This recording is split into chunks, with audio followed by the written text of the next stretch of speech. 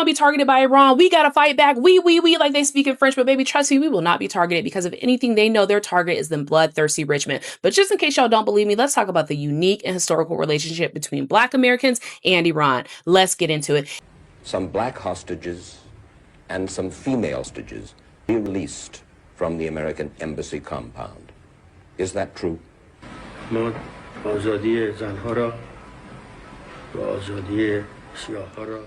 The freedom of the woman and blacks will be given.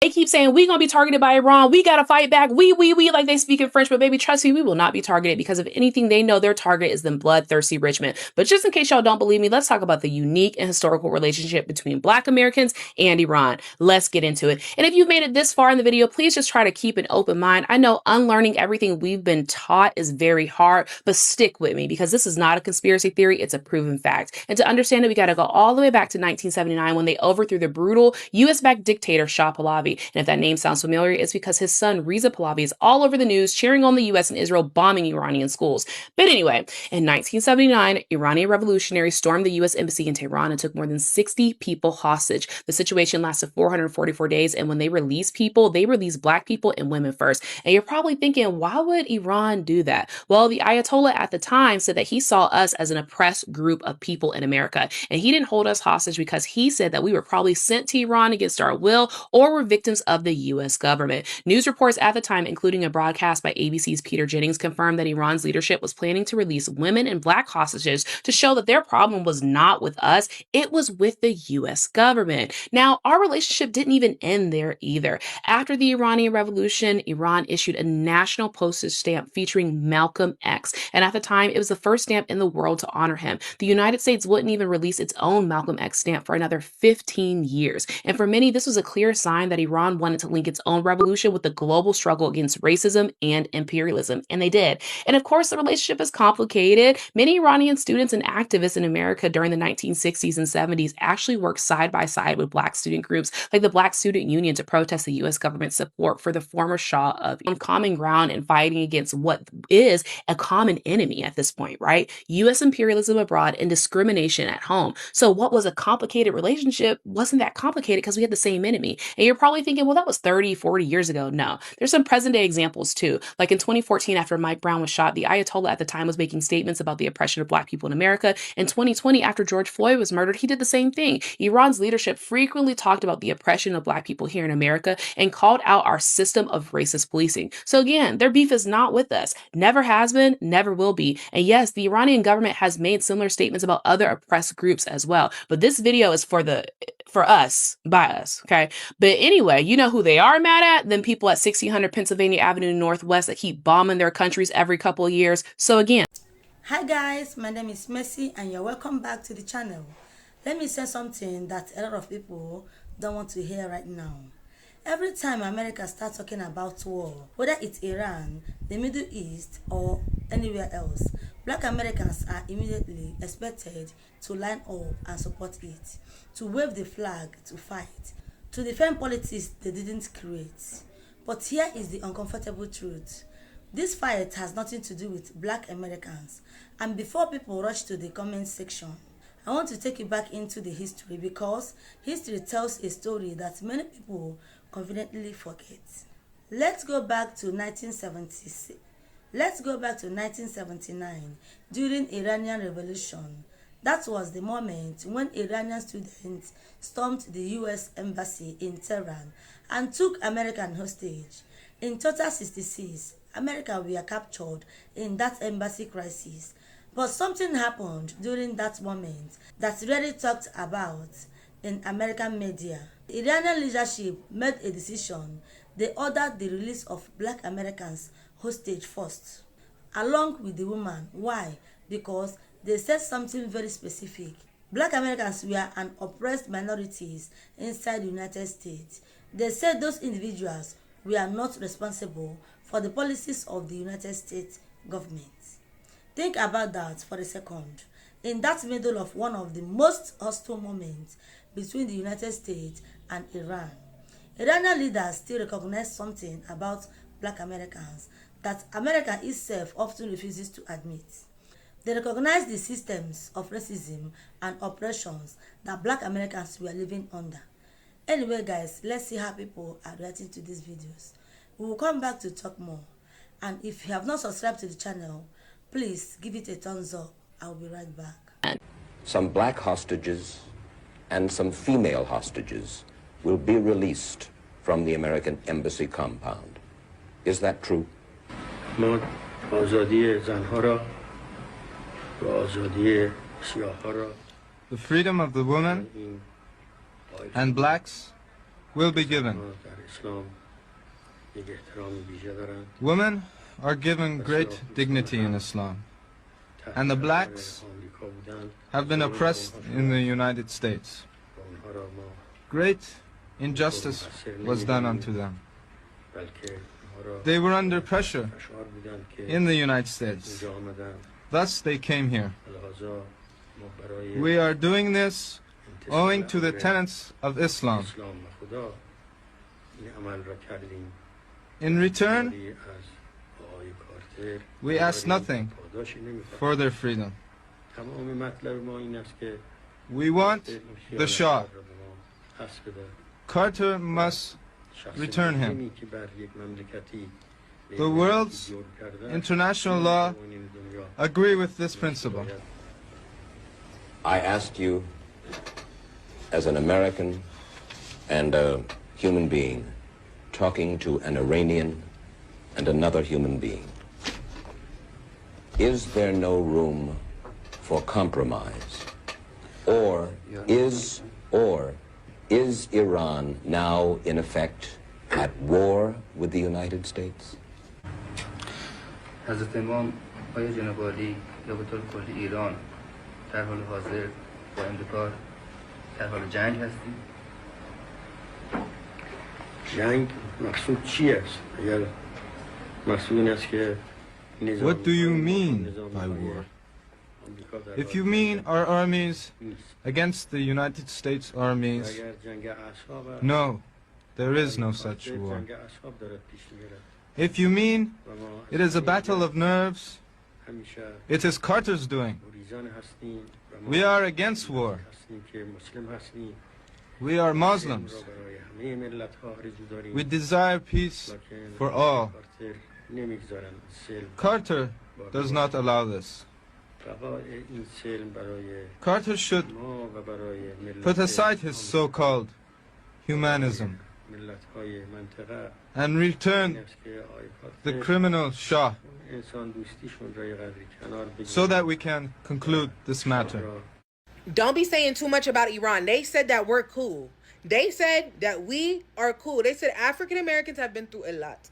So don't say too much. Don't go over there and don't be doing too much. And you know, if you look like us and you wearing that camo, you better not be doing too much. Because they said that we cool. They said that we cool. So I just want to let y'all remember that. Like, they said that we cool. They know that we kidnapped. They know that we're hostage. We have no nationalism in this bitch. We ain't got no say. We ain't got no motherfucking... I ain't got no say. I ain't got no say. You see, we try to give them a black woman president. An actual... Like, and she's still not even African American. The bitch is everything but... We got the lightest one. They didn't even want her. They didn't even want her. Obama doesn't count. Obama's not African American. He's not black American. He doesn't count. His dad's Kenyan. Doesn't. We have no say about anything. Cause what you mean? Have you seen this viral video?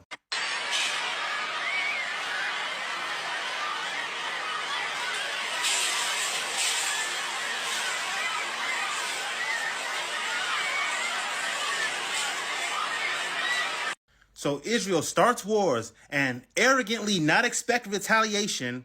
And when retaliation happens, they have no place for their citizens. So they leave their own citizens out to dry. Here's where this gets worse and kind of on par. The United States stepped in and is trying to find a way to send jets to Israel to pick up their citizens to bring to the U.S. for safety. Your tax dollars are funding Israel in two ways. They're giving money to support the war, and now they're using your tax dollars to fund planes to bring them to your country, through which they'll now have to be taken care of by your tax dollars. I'm not surprised. Ironically, the U.S. is about to get hit with a huge wave of undocumented immigrants. Some of you don't realize that The Handmaid's Tale was inspired by the Iranian Revolution of 1979, and it shows. Please go look at photos of Iran in the 1970s. Women in miniskirts walking through Tehran, women in medical school, women practicing law, teaching at universities. No mandatory hijab, no morality police. It was not perfect, though. Corruption and inequality were real. People felt disconnected from their government and believed that the system was broken. They thought, any change has to be better than this. Does any of this sound familiar to you?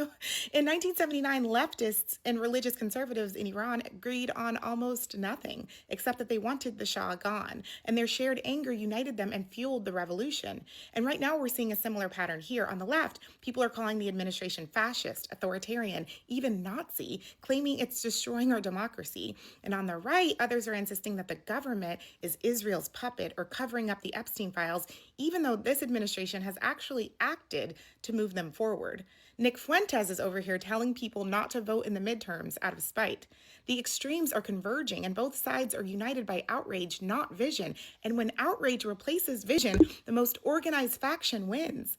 Liberals, students, leftists, and religious conservatives together rose up in Iran.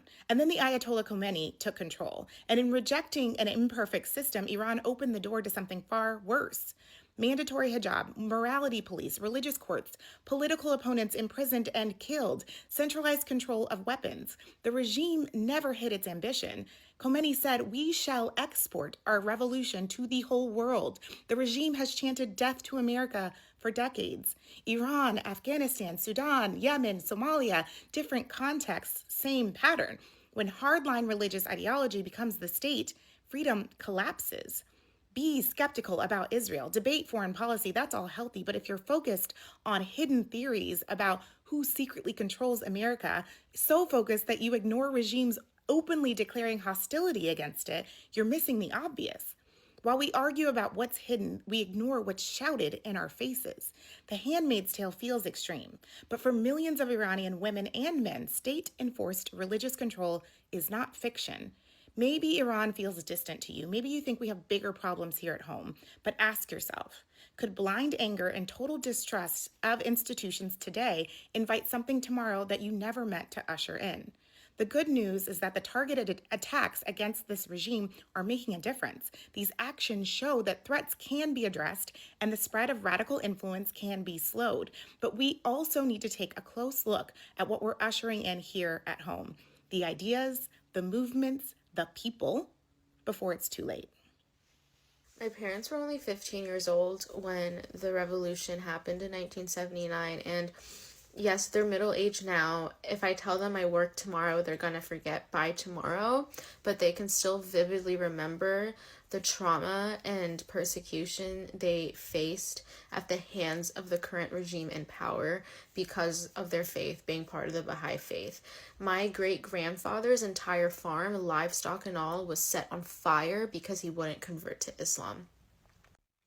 In Iran, I am not allowed to go to university because of my faith unless I completely denounce it.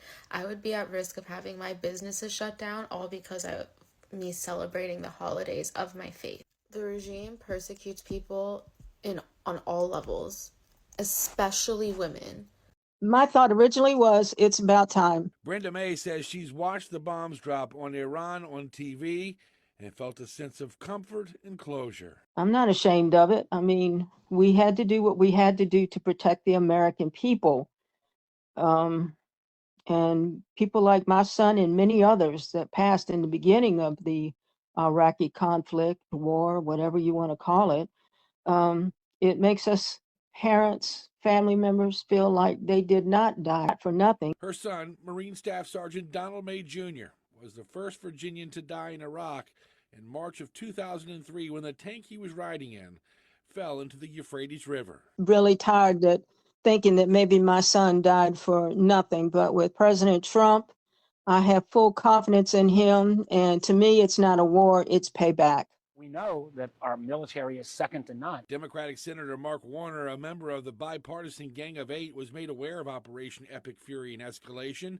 He disagrees with the attacks that Israeli and American troops have unleashed on Iran. We need to make sure there is a clear purpose. Usually, when there's a strike, it's in reaction to something. In this case, having seen the intelligence, there is no imminent threat to our country. The Trump administration's push against the Ayatollah's rule is tied to a mix of strategic and ideological factors. Trump sees Iran as a security threat because of missiles, nuclear concerns, support for proxy militias, and terrorist groups. There's a whole lot of countries that are quietly helping the United States and Israel because Iran has been a bully in the region for so long, and they've attacked people through proxies for a long time. In fact, the Straits of Hormuz, I think 20% of the world's energy flows through there, and every time they shut it down or block it or cause something, it impacts the whole world. Iran, we the citizens of the United States want to come out and say, we ain't got nothing to do with none of this. Come on, sip a little tea with Auntie. Let's talk about it. A lot of people, when I say a lot of people are taking this for a joke, what is going on, y'all, I don't take it for a joke at one bit. We the people of the United States, Iran, if this video reaches y'all, ain't got nothing to do with none of that. Please don't go messing with our power grids. Y'all can wipe out that credit card debt because we the people of the United States would love to know what it's like to not have no credit card debt. And all of us need 800 credit scores. Y'all go ahead and do that part. We ain't mad at y'all not one bit. Y'all will affect the people who make the most money anyway. We won't be affected. We appreciate the debt being gone and 800 credit scores so we can buy up some stuff like they able to buy up some stuff. And we gonna take it there, y'all. But Iran, we ain't did nothing. You know, we ain't got no parts. Neither are our military. They just going by command. They being commanded to do certain things. They don't really want to do it. So leave us be. You know, don't mess with the citizens of the United States because we ain't got nothing to do with that. When I say nothing, I mean nothing. We don't want no parts of it. We ain't for what that man is cooking up. We don't We don't support that man. We ain't even vote for that man. We ain't put him in there. Only some of them, the ones that put him in there. You ain't got to give them no 800 credit score or wipe out their credit card debt. Don't go look it up and see who voted for him and who didn't. Help the ones, you know, they ain't had no parts in it. That's it, that's all. Bye, y'all. So mom asked me, her son just joined the Marine Corps. Is he in danger of getting sent to Iran? Now, this particular Marine is still in the schoolhouse learning his MOS. So if you have loved ones or family members that join the Marine Corps, they're in boot camp, they just graduated boot camp, they're in SOI, MCT, they're in the schoolhouse. They are not even close to going to Iran. You also have to remember their MOS matters a lot as well. Obviously, if they're going to be in the infantry, they have a much higher probability of going and doing something like that. Or anything combat arms related, trackers, artillery, things of that nature. When something like this happens in Iran, in the Middle East, or anywhere on the planet, in this case Iran, almost every unit, at least in the Marine Corps, goes on high alert. What does that mean exactly? It means if they're not ready, they start getting a lot more ready. They're dotting all the I's and crossing the T's. They're making sure they got all the right people, all the right equipment. They're doing things like wills and power of attorneys. And these things have already been talked about.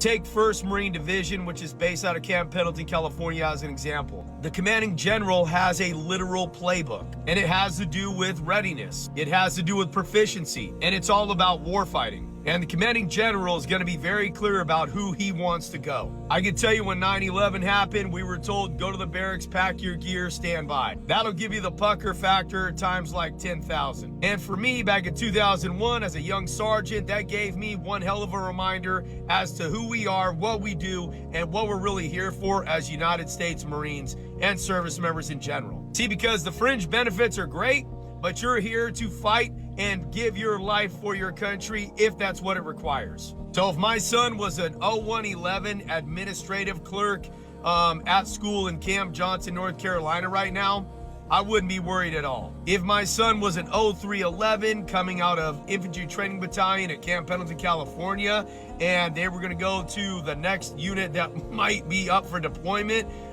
in, like, I don't know, Camp Porno, I would be a lot more concerned. Drop a comment, let me know what you guys think. Welcome back, my people. History is complicated and it's worth looking at honestly. Moments like the 1979 hostage crisis remind us that the world has often understood Black American struggle. even when America itself didn't want to face it. But I want to hear from you. Do you think Black America should automatically support every war the US government enters? Or should people start asking harder questions about who this conflict actually save? Drop your thoughts in the comment section and I will be back with more commentaries soon. Take care.